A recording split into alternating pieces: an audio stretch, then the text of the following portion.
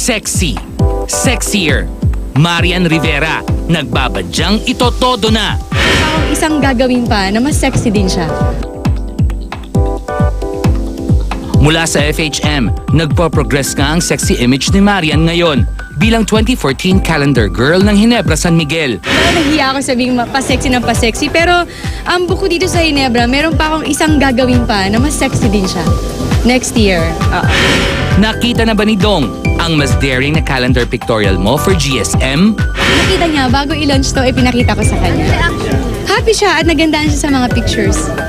Speaking of calendar, this early, papuno na ang kalendaryo ni Marian for 2014. Meron ma-ino-offer ang Regal, pero ngayon more on siguro sa soap muna ako magpo-focus tsaka sa sitcom na dadating. Si Dominic Zapata, direktor ng matagumpay na My Husband's Lover, ang hahawak ng bagong soap ni Marian. Napakaganda ng kwento ng storya at ngayon lang yata ako gagawa ng isang soap na sobrang heavy drama talaga siya. As in, sobra. At bago niyang kapareha si Alden Richards, nakabado sa laki ng proyekto. At syempre, ang makatambal si Marian. Huwag siyang mag-alala dahil aalalayan ko siya at naniniwala ako sa kakayahan niya.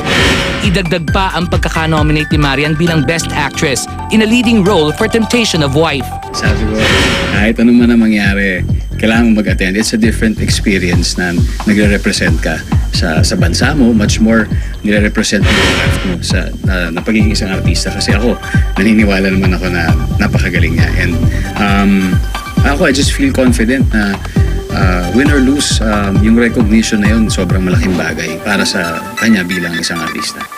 Makakatapat niya in the same category si Miss Lorna Tolentino para naman sa pahiram ng sandali. Imagine, so dalawa from the Team Philippines, diba? So, and I'm happy that both are from GMA at pareho ko nakatrabaho. At sa gitna ng busy sked ni Marian, nakahanap pa rin ito ng paraan para makatulong sa mga kababayan natin.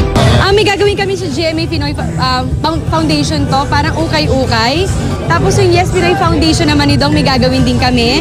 Tapos sa munti kong pamamaraan, yung mga damit ko na mga espesyal sa akin, ipapabid ko siya. Siyempre ang makukuha doon ay ito-donate natin sa mga kababayan nating nasalanta ng bagyo. Sabi ko nga sa mga panahong pagkakataong ito, walang maliit o malaki maitutulong. Basta nag-concern ka at may ano ka sa kapwa mo, anumang mga tulong yan ay malaki para sa kanila.